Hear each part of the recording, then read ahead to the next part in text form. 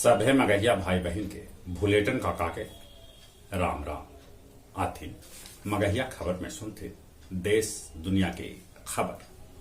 संसद के बजट सत्र के दूसर का चरण आज से शुरू हुए। कांग्रेस के कमान फिर से तत्काल सोनिया गांधी के ऊपर सौंप दिल गए। बिहार में बाढ़ समेत झंझारपुर, नवगछिया, वाल्मीकि नगर के जिला बनावल जा सका है।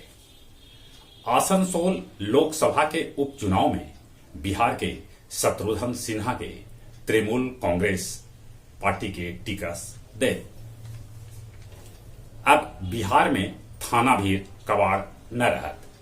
1300 थाना से पकड़ायल गाड़ी छकड़ा जल्दी हटा देवल जाए। विश्व मगही परिषद नई दिल्ली अंतर्राष्ट्रीय मगही चौपाल के वेबिनार 80 में आयोजित कैल होली के रंग मगहियन लोक गायक लोक गायिका के संग एकर संचालन प्रोफेसर नागेंद्र नारायण कैल का। केंद्रीय मंत्री नारायण राणे के दोनों बेटा के खिलाफ प्राथमिकी दर्ज कैल गए है। रूस यूक्रेन के बीच आज लड़ाई के 19वां दिन है। पोलैंड सीमा पर रूसी हमला में 35 आदमी के मारे जाए के सूचना है। ईरान अमेरिकी वाणिज्य दूतावास के बनौलक निशाना, दूतावास भीर गिरल 22 को मिसाइल। यूक्रेन में रूसी सेना फास्फोरस बम से कैलक हमला ऐसा आशंका जाहिर किया जा रहा है। रूसी गोली से अमेरिकी पत्रकार ब्रेंट रेनॉल्ड के गेल जान। फिर से लौटी थे कोरोना।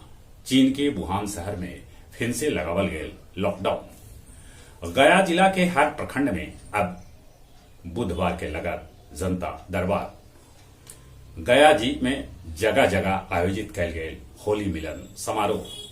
शेरघाटी में परिवार नियोजन के भार महिला सभा पर सौंपल गए। होली और शबे बारात के दिखाई जिला में सुरक्षा के पुख्ता इंतजाम कैल गए है। अब कुछ खेल के समाचार। भारत दूसर के दिन श्रीलंका पर कसल शिकंजा। 447 रन के जवाब में श्रीलंका के 28 रन पर एक विकेट गिर गए।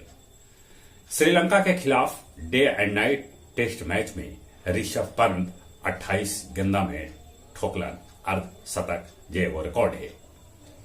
महिला विश्व कप में ऑस्ट्रेलिया न्यूजीलैंड के हरौलक। ई ऑस्ट्रेलिया के 100वां जीत है।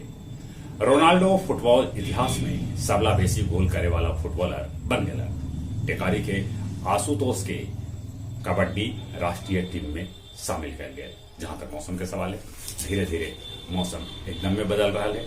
दिन में गर्मी है, रात के ठंडा है। ये ठंडा और गर्मी के बदलाव से बचते कोरोना से बचे ले मुंह और नाक पर मास्क जरूर लगाते। चलिए अपने सभी के एक बेर फिर से भुलेटन काका के राम राम।